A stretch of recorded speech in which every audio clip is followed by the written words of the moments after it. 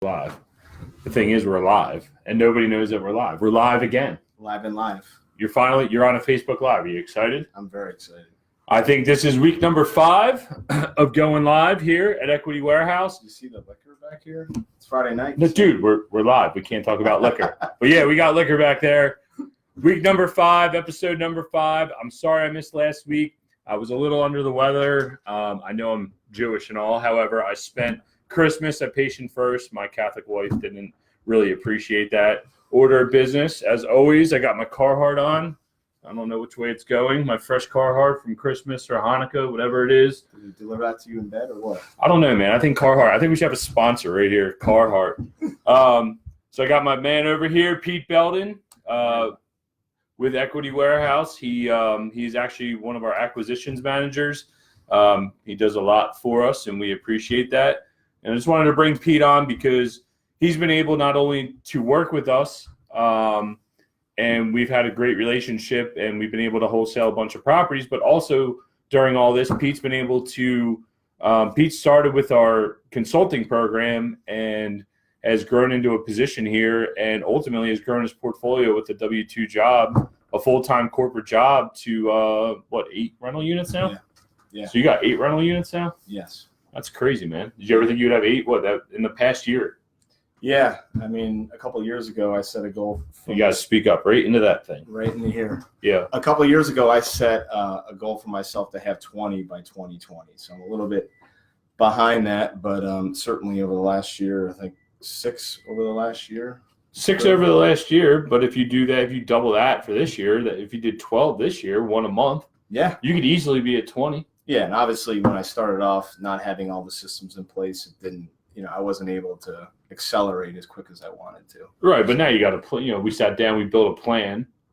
Yeah. Right. So by building a plan, you've been able to, you think, scale bigger? Absolutely. Absolutely. And working a W-2 job, it can be difficult because everything gets compressed into 2 to 3 hours a day is probably the max that I could put into, and everything else you got going on at home with kids and whatnot. Right. It makes it that much more important to lean on folks and have the systems in place. Right. But do you feel like, okay, so you got a great point. You only get 2 hours a day, but I notice like when I go on vacation, I try to at least check my email at some point during the day, and I dedicate like an hour or two.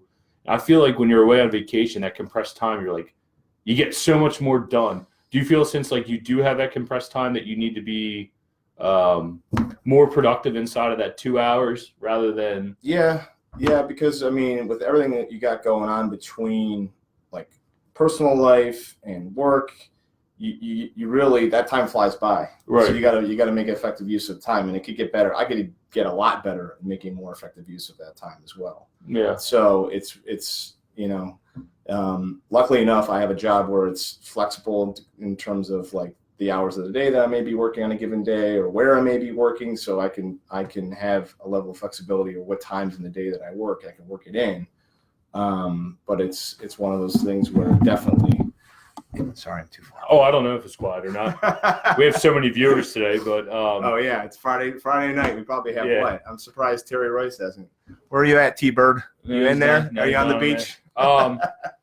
No, but you say, you say you have time, you're flexible. I swear you're always on your phone. Are you able to say what you do for your W-2 job or like what you're? Yeah, work for Cardinal Health. Cardinal Health, so are they Fortune 5? They're a pretty big company. Pretty big company that a lot of people don't know about. Yeah, and so you handle. Actually, it probably relates really well to real estate and building properties. Is you're a supply chain coordinator, consultant. Yeah. So basically, you go to hospitals and make sure that when they want the crash cart because you're having a heart attack, that everything is there and they're able to replenish that, right? Yeah. Like that's what you do. The right supplies in the right quantities, in the right place. But not overbill them, right? Right. Yeah. But with that, does that being involved in that supply chain, does that relate to when you're building properties and having like a workflow, or do like anything inside of real estate? Do you see like a relationship between the two? I mean, there's a lot of things that go into being able to give a patient the proper care they deserve. And so if you're building a rental portfolio, there's obviously a lot that goes into, giving a tenant a finished product that you stand by and that is a quality product. Right.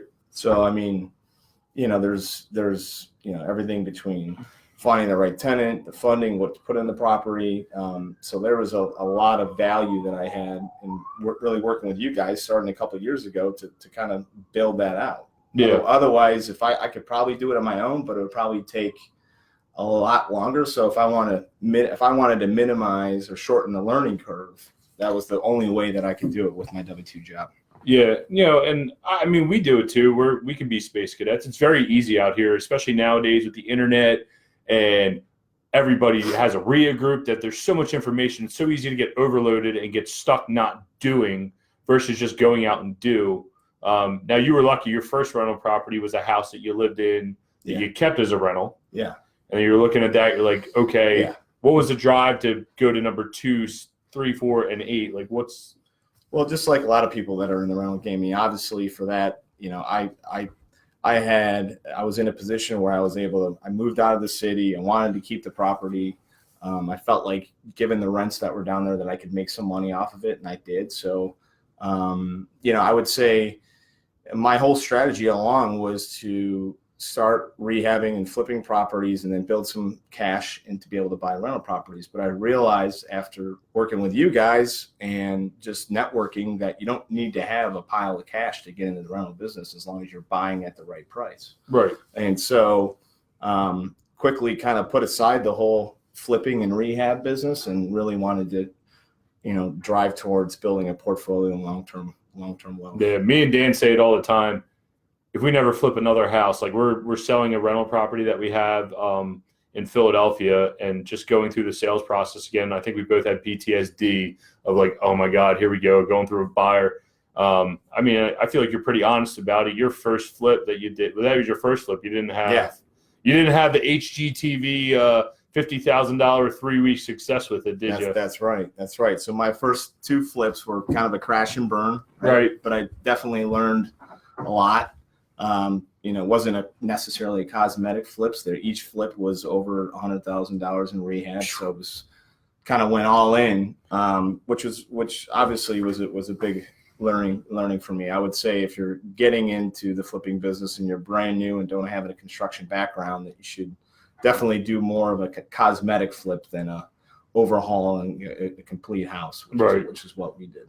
Right, and you had no construction experience per se. Not like, really. You've never dove into that. You said screw it. I mean, and again, that's probably one of the biggest things for people is not taking action. I mean, the fact that you did it, yes, you maybe took a bath on it, and it was an expensive learning lesson, but you did it, right? Like you had the confidence to go back out, luckily, to do it again. Because if you did it once, you could do it again, right? Yeah, and I would say, like in those 2 projects, there was a boatload of people that I met from those projects. I see T-Bird's on now. He's on and he's gone. He's probably walking on the beach and he's tagged everyone. Yeah, now we got the Tucker brothers. Nice. Where are you, Rye? Yeah, Rye's out. He's out riding around, man. It's Friday. He's probably at the bar. Taking care of stuff. So what would you say, and if anybody has questions, feel like you can put them on the side. We'll answer them. If you want to know what it's like, or you're scared to jump in, or you want to ask Pete because he's recently done it, building his rental portfolio, from the very beginning, what are those questions that you might have of not being able to take action, or what you want, what's holding you back? And that's what I'm going to ask you. What do you think your number one holdback going from property 1 to say property 2 or 3? What do you think your biggest holdback was, or your biggest holdback? Was it financing? Was it inventory? Was it construction? Which one do you think you had the biggest? Obviously, like getting burned on the first 2 flips, you're a little bit gun shy and don't want to get into a project where you feel like you're not going to be able to pull your money out, because that's the key, right? Is getting in at the right price. So the buy price is the right price, right? And so getting in at the right price is key to being able to make money and be able to refi out without having a ton of your money tied up. Yeah. So I think just like the areas and what the rents were going to be and how to rehab the properties. I mean, again, I was going into certain properties and I would overthink and over rehab things. Right. And especially if I'm now, most of my properties are rented out to voucher tenants. Right. That there's certain things that you do want to do inside of a property you don't want to do, and things like that. And so Right. working with you guys, obviously most of your tenants are voucher tenants, so you guys have a map as far as how you do every single project. Right. Yeah. No, it's we try to keep it as a boilerplate, and it's fun. That's the fun part about flipping, I would say, is that you have that creative ability to go out and do things that are a little bit different. Whereas the rentals, it can get, it can become very repetitive of doing the same thing over and over and over again. But now it's starting to pay for you long term when you're having maintenance issues or whatever else. Yeah, and your system works. So like I find myself having to take a step back because I originally went into this whole thing with kind of a flipping rehab interior design type mindset. And it's like, well, why do I need to put shiplap on this wall if I'm just going to be renting this property out? Exactly. You know what I mean? But it also, on the flip side, doesn't mean you want to put in like well below average stuff if you want to, attract quality tenants and keep them there for a long time. Because obviously, if you're turning over every 2 years, that can get costly. So my goal is to keep my tenants, for 5-10 years, and having it a voucher tenant, I think, sets you up better for that than a market tenant. Yeah, and if you're providing, the biggest thing, like you said, is if you're providing a quality product, it comes down to that you're able to provide that quality product, and you have that sense of, you still have that sense of pride of ownership versus, oh, I own this piece of crap property wherever, and it could be embarrassing. Whereas you're like, that any one of your properties, you'd be comfortable taking someone there because you know that it was rehabbed the right way. Mm-hmm. And you brought something else up that you said you had trouble maybe knowing the knowledge of the marketplace, and that's something we go over. But I think nowadays with the resources that are out there, with the Facebook groups, like we have a Facebook group, Living the Landlord Life on Facebook. Terry Royce has a Facebook group. There's enough data out there that you can poke around and you can figure out who's real, who's not, and get the answers you need. And I think it's a little bit easier nowadays. Not that I started that long ago. The internet was there, but I feel like the internet has even gone further and is able to provide a lot of information. Yeah. Now, would you say that you were saying earlier about equity or cash in the deal? That was a fear of yours. What was your first? What did you think you needed per property? Say to what was your number? Like, why did you think it was so big, or you were worried about cash like that? Well, first of all, when I first got into the rental, like when I started scaling the business, I didn't really know about the whole cash out refi process. Right. I didn't really know about all that. So when I was going into it, I was thinking like minimum like 30-40 grand would be tied up into a property. Right. And, my first 3 actually got money back at the table. Right. So, I mean, that just blew my mind. It's like, okay, why don't we just rinse and repeat? It's the whole BRRRR strategy, right? Right. So that's what it is. And it's still possible. A lot of people just write it off, but you know what it is that like, and you're one of our consulting clients too, that you're pertinent to all the information. Even though you work with us, we give you all the ins and outs as things change. Is that we pound the phone. Just 2 weeks ago, I was literally on the phone every day, not every day, the whole day, pounding the phone for every bank, mid-sized bank, local, to find out who has what products and able to accomplish those strategies. And I think putting that effort in, and that goes a long way. Now, look, having $30,000 stuck in a deal could work, right? Because it's your return. You're a stock market guy, right? Which you're getting your butt whooped right now. Who isn't? Right? Yeah, we all are. Apple. Damn Apple. Apple, it's gone. Jeez. I guess we should get rid of this Apple computer, or try to upgrade so the stock goes better. But the stock market, you literally have cash stuck in every single. There's like really no way to leverage it besides margin, but you literally have cash stuck in every single stock, and your return based on your cash. And that's the same thing with rental properties that we had a long discussion with is if you can't get every dollar back, it's okay. You need to look at your net cash that you have out in the deal, and that's your return. Because if you have no cash in the deal, your return is infinite, right? Yeah. So it's okay to have money stuck in deals, which I think you've learned. Yeah, and it's much safer than the stock market, I would say. There's a lot of people out there, including family members of mine, that are probably wishing they had more money in real estate right now than in the stock market. It's just a safer bet. That's just my opinion. Oh, it's safer, but you know what it is? I feel as though this is me, but we're big real estate guys. I'm not a big stock market guy. Is that real estate's tangible, right? Like, if I wanted to take you out right now and go show you every single one of our properties, I could. Yeah. But I can't go look at your Apple stock. Yeah. How do I look at your Apple stock? And it's more in your control, right? Right. You could have somebody in Apple, leave the company, and all of a sudden you're Yeah, is that within your control? No. Yeah, we thought we